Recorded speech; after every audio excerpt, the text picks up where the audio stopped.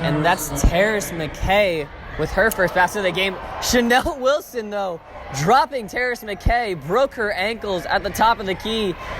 McKay not happy about that, steals it away from her teammate Jory Allen, and another steal. Grace Berger running coast to coast, misses the wide open layup, but Allie Papperg's there for the putback. What a series of events, but finally the Hoosiers score. And Aiden Moore's there, sends it, and there we go. Absolutely beautiful off of the free kick. The Hoosiers get their first goal of the game, taking the score 1-0 with 36:41 left in the second period. And now the inbound for the Colonels. They get it inside. Crystal Azukachuwu with a spin on the freshman, but no good. But right there, Tykeria Williams gets the steal. Everyone's hitting the floor, but the Hoosiers end up with the ball. Chanel Wilson now with the fast break. She fakes the pass. She gets the basket. And beautiful steal there by Morris. He's looking to turn the whole field for himself. Nice pass to the outside. Sees glass. Another beautiful curve. And that one's kicked nearly in the face. And that one's good. Rebound by Morris, and there's goal number 3. And now the Hoosiers retain possession after an offensive rebound. Berger with a nice dribble move gets right by the defender. And that one's going to be an easy layup. Berger already 7 points in this game. She is red hot. 5:44 left in the first quarter, and this has been all IU so far. Aiden Morris lost it in the midfield, tugged down from behind, and he slams his hands down on the pitch in frustration. A foul called against Santa Barbara, and the Gauchos were looking to start a break off it. Instead, the Hoosiers get a free kick inside the midfield circle.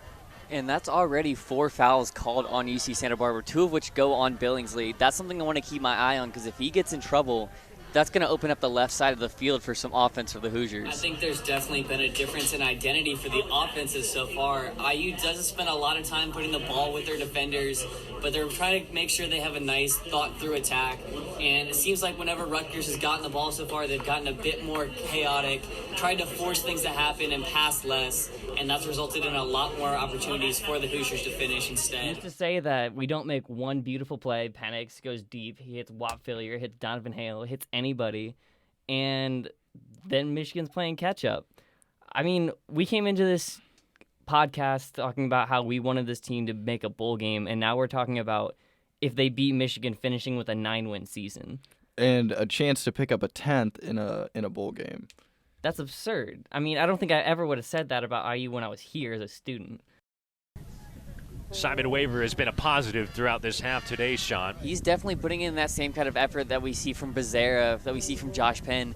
He's always going to try and chase the ball down, and he's always going to try and get a nice cross for his teammates. He's been close, and he had one deflected on their last possession down the field, but he's going to keep making that effort, and you see him now. He's moving up the right side. He's making sure that that's kind of where a lot of their offense is generating from.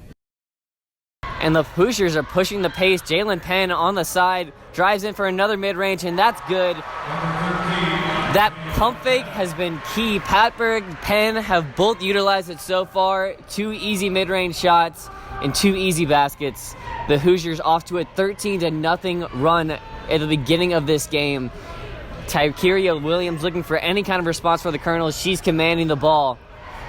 She's driving now, but guarded by Patberg. Nowhere to go.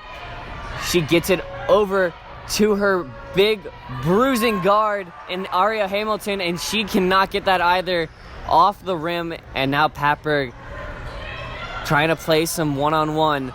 It's nice for Rutgers when he's a senior. He'll be 25 years old, still playing college ball. He's definitely got a lot of experience. He's a hard-nosed player, and he's got a good save percentage, just around 71% for the season. And you know he's going to lay his body out on the line. The problem usually is that there's just too many shots on goal for him to defend.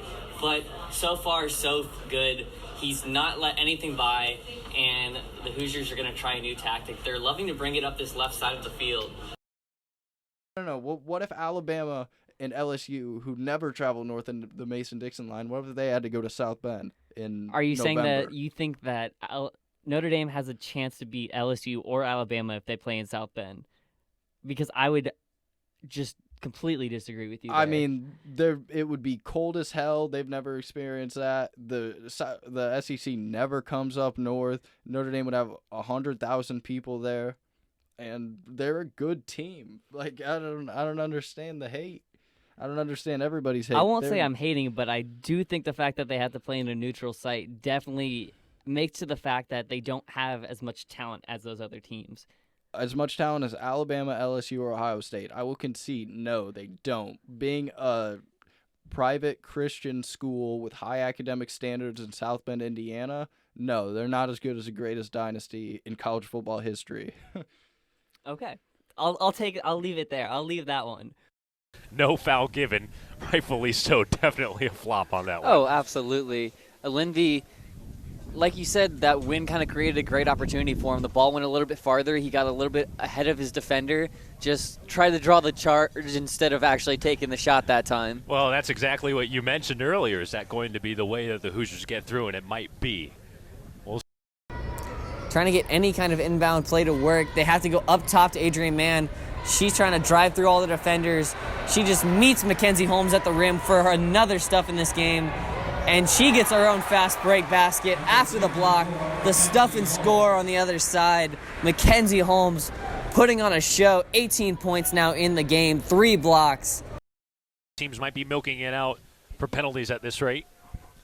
Not a bad plan. It's just putting a lot of confidence in your goalkeeper. And both teams know that they have a great goalkeeper. No matter how young they are, they've both proven themselves. 8 shutouts for Celentano, 11 for Roach. They know what they're doing, and they can handle themselves in the box. Wisconsin's outscoring their opponents nearly 40 points a game to opponents 7.5. They shut out Michigan. Might not be the biggest brag, but the thing is they still shut them out. Okay. And that's the same Michigan that put up 21 points against Penn State, who has a great defense, a top 10 in the country, arguably.